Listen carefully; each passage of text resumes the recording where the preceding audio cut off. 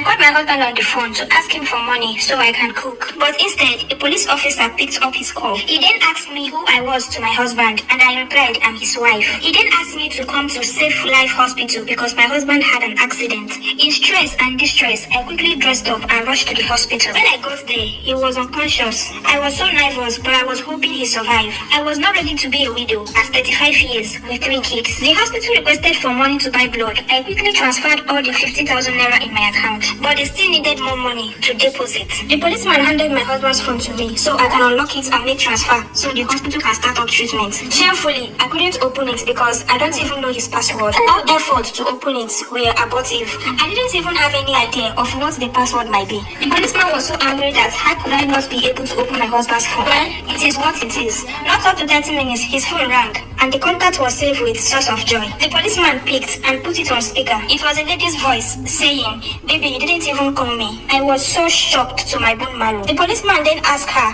who she is to him. She replied, "A friend." The policeman then asked her again, "Are you a friend or his girlfriend?" And she replied, "I'm his girlfriend." He then told her to come to the hospital, that her boyfriend had an accident. In fact, no less than 20 minutes, she got to the hospital. After some talks, the policeman asked her if she knows his password, that the hospital needed some funds, and she said yes. Instantly, my mind traveled. Mind you, she doesn't know I'm a wife or whatever, because the policeman has already warned me not to fight her when she comes. Then the police asked her to call the password. She did, and I immediately saved it on my head, and then stylishly pressed it on my phone so I won't forget.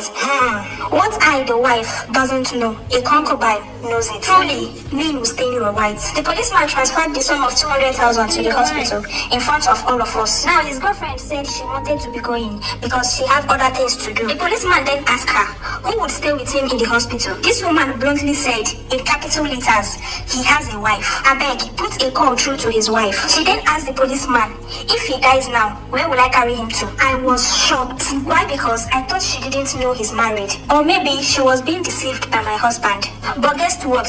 She knows he's married with kids. She left the hospital. In few minutes, the policeman left too. I had already told the neighbor to look after the children for me. I then unlocked his phone. My husband has the sum of 8 million naira in his account, and I don't even have up to 80,000 as his wife. I then checked his transaction between him and his girlfriend. He even transferred 1.5 million to her that same day. This man has never given me 100,000 before. I felt so much pain in my heart, looking like a mad, wretched woman, when my husband is doing financially okay. The least amount he has sent to this lady is 500k. In this year alone, he has given her more than 5 million naira, and I was here taking care of the children, even with the little I have as a petty trader, which was organized by my family members. I checked his chat.